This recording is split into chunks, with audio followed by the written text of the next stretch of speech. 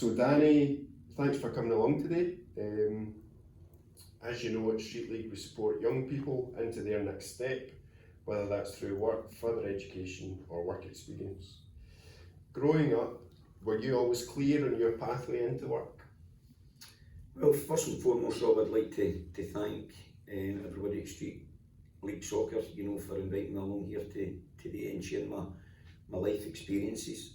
It's an absolutely fantastic charity work that you do, in engaging young people, that are perhaps maybe lost their way a little bit or needing a little bit of helping hand. And I think there's no better way than, the beautiful game of football, to help. It's got that communal, beauty that it connects people together, and it's a communal goal, and it's a great way just to interact, and then to see where that grows in the coming weeks.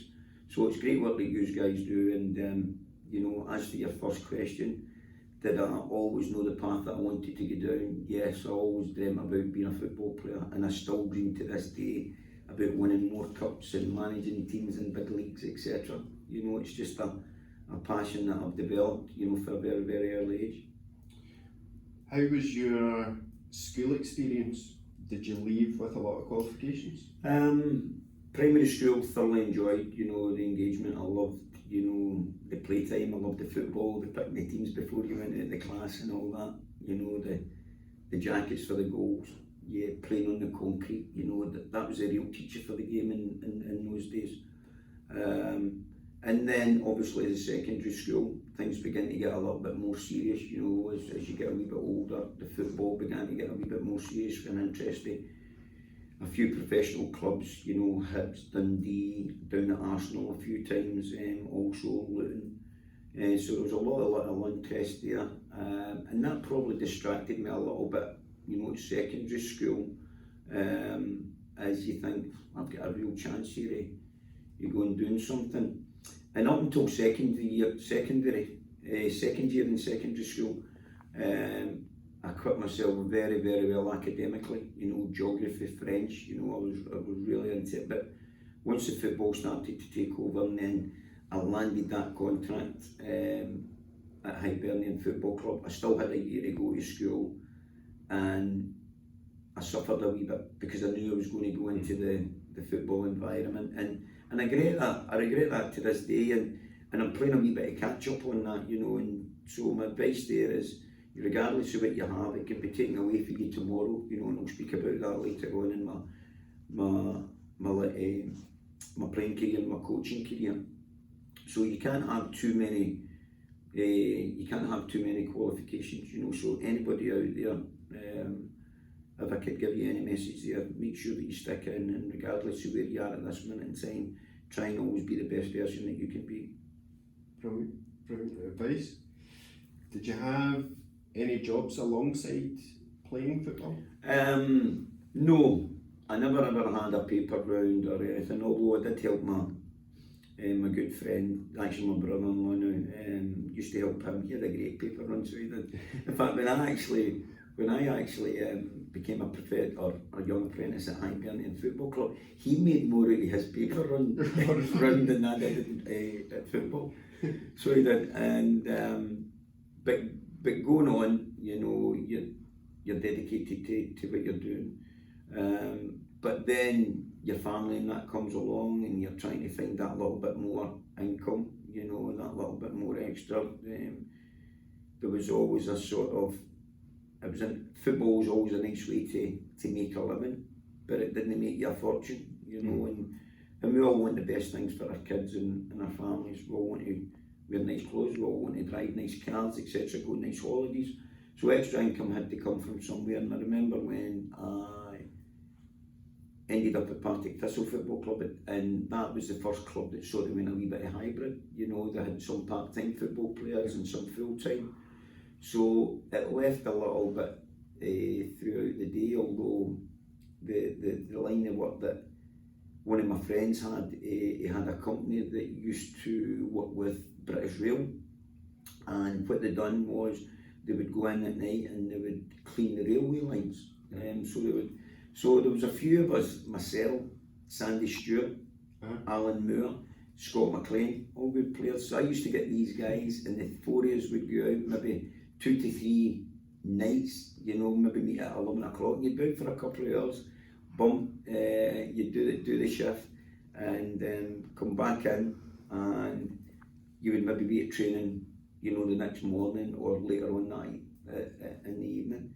And come, you know, a Friday and Saturday, or a Friday I would collect the wages, and then on a Saturday when I met up with the boys for the game, I would give them the money that they'd earned that week, and it was great because, you know, they all wanted to do it, so they did.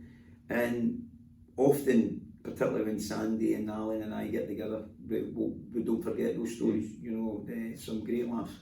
You know, if you can imagine these guys that have played in Hampden Park and Cup finals, etc. Here we're walking along, you know, Girvan train station with headlamps in the peeing rain. Throughout your career, have you ever dealt with a challenging manager? Many. I think all managers are challenging. I think all managers have got good strengths and good qualities. And I think for any youngster going out there, or anybody in any walk of life, you know, you've got to have respect for your manager, whether you get on with them or whether you don't, because they're doing that job as the best that they see fit, so they do.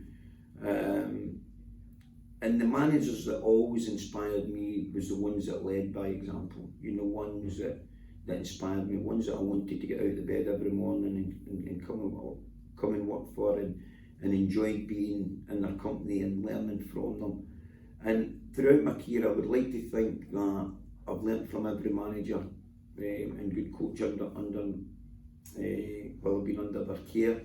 And there's some things that I've taken into my own management from the experiences with these, and there's some that I would never touch. Some, you know, so I think as much as having good experience from them, you know, you've also got to take things, well, I didn't like the way.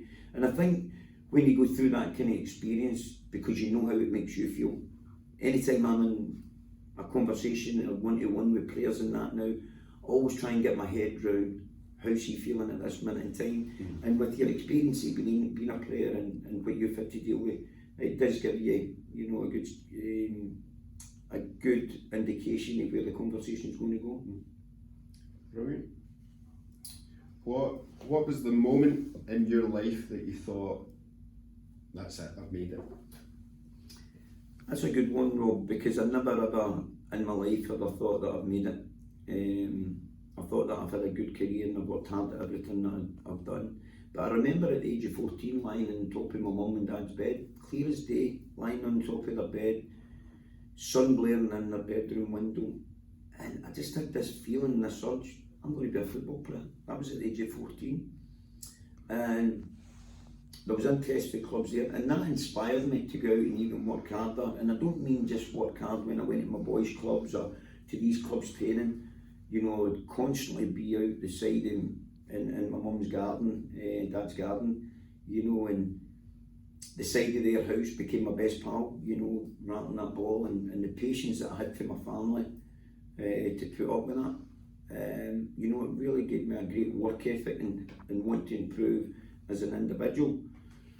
And then you go and you carve yourself, you know, a good career in something that you love to do, and I've never ever seen it as work. I've always enjoyed it as something that I love to do, and you get paid along the way to do it. The money's never ever been important, but I think the most important thing for me, Rob, that I can say that I've made it is that as I've got older and as my kids have got older, they want to hang out with me, you know.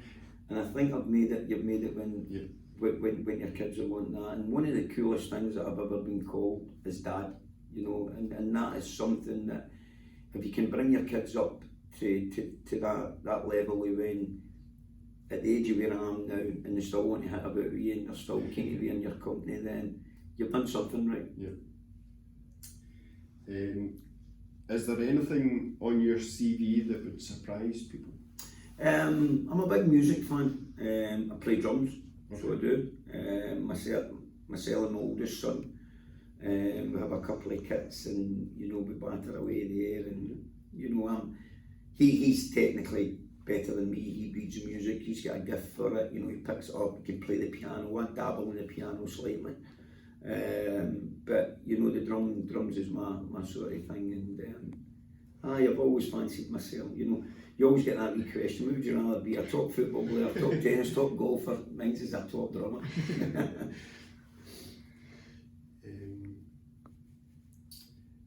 In football, what strengths did you have that set you apart from others? My determination, my work rate, my desire to succeed. I never ever seen failure or a lack of no doing something well, and it never ever stumbled me. I never ever shut away from that. If anything, it made me more determined to stick at it. You know, and I've got a saying that I say to this day, I've never made a mistake in my life. I've just found 10,000 ways that don't work. So, and you know, you've just got to, in times of adversity, you've got to stick with it, you've got to keep believing in yourself. And I think for me, I always wanted to get into training, I always wanted to be the best at everything that I do. I'm very, very competitive that way.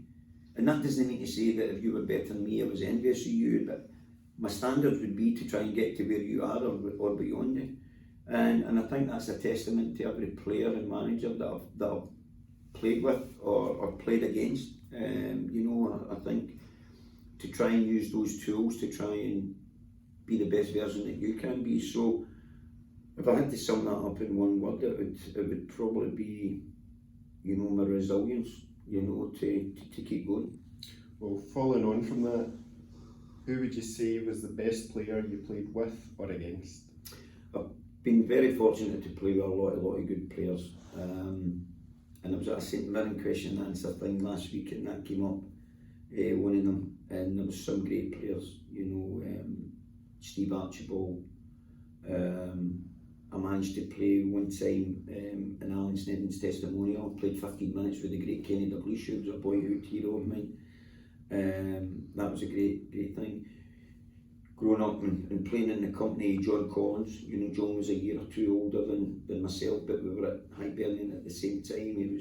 You could see he was destined for greatness. You know, there was at my time at Partick Thistle, Scott Patterson, who played with Liverpool. He was a big Alan Hansen type, very, very composed, but so consistent. And there's many others, but if I had to pick one out of them all, it'd probably be Andy Gorham, who was absolutely incredible. Wasn't the tallest the goalkeeper. Andy was a sports person that could do a wee bit of everything, but I loved his determination. I loved the way that he was natural, and when he trained, you know, Andy had a reputation, you know, liking a drink outside of the game, etc., that type of stuff. But a better pro. When I say a better pro on the training ground, you would never get. Could have handled that a wee bit better, maybe away from the training ground. Yeah. But for me, you know, God rest him, Andy Gorham was a real player, proper player. Yeah. You know, and he was actually very decent. You know, outfield as well, very, very useful. He was represented Scotland, you know, with the cricket, etc. So yeah, Andy Gorham for me. Right. Very, very seldom that you get an outfield player next to a goalkeeper. Who was the greatest manager you had and learned from the most? I think we touched on that a wee bit earlier, that I've learned from many managers. I'll always be ever so grateful for Hibernian. In fact, let me take that even back further. I think when you go into your youth football, these coaches are so important, because these are the guys that help you fall in love with the game, you know, by making it interesting, by making it fun and seeing something in you. So for me, Billy McCabe and Johnny Fordyce, who were my youth coaches growing up at Whitburn Centre, and then at the age of 15, they didn't go up to the under 16 level, had to then went through to Edinburgh. Willie Verth was the Hutchie Vale manager at that time. So these guys had a big influence on that. And then, you know, obviously you're training with these clubs, and, you know, youth coaches see something in you. But, you know, John Blackley was the manager at Hibs when I signed there. So John was, he was only there a short period of time, 3-4 months, and John was incredible. And John had this gift where any time that I seen him after, you know, many years after that he'd departed from Hibs and I'd moved on also, he had a knack of always remembering your family's name, your dad's name. You know, he was brilliant at that, so he was. And that always made, this man cares about me, you know, this man knows about it, and that has always stuck with me.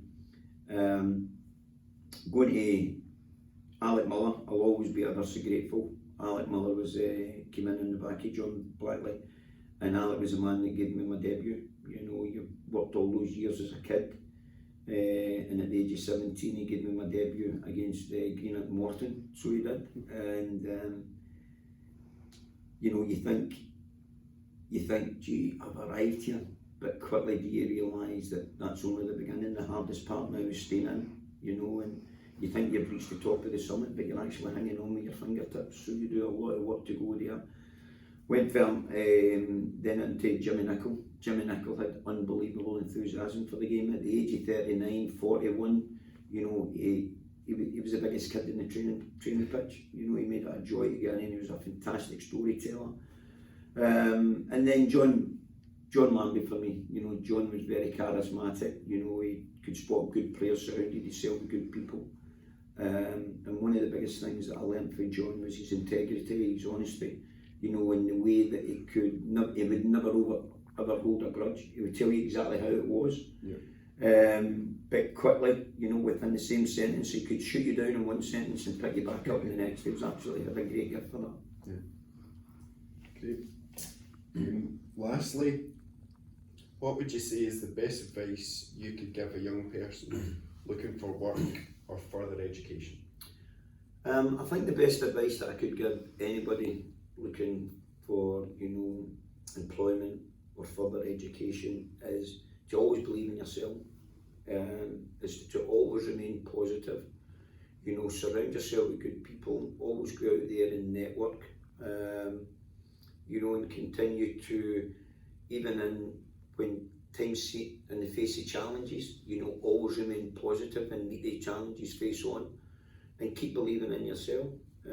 You know, and making sure that you're getting up in the morning and getting out of your. We'll all go into these situations where I fancy doing that, and you know, your wee belly tells you, you know, that I'm coming out of my comfort zone.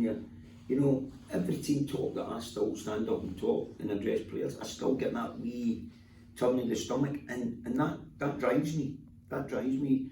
So what I would encourage young people to do is, when you feel that, is to allow that uncomfortableness to become comfortable, you know, by allowing that, expressing that and going through that.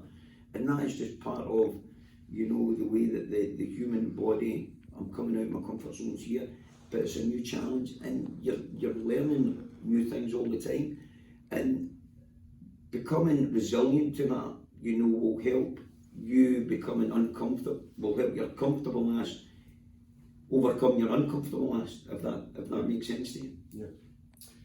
Well, from everyone at Street League, thanks for coming along to visit today, for speaking to the participants and agreeing to lead the football session. Thanks very much for your time. Thank you very much for Robert. Thanks very much for having me, Robert. It's been an absolute pleasure, and you know, as again I mentioned, it's absolutely fantastic work that yourself and your team are putting together here, and you know, seeing these young people have the support and the access and the network that they do, you know, they can go and make, you know, very, very good positive careers for themselves. So great work you guys are doing. Thank you.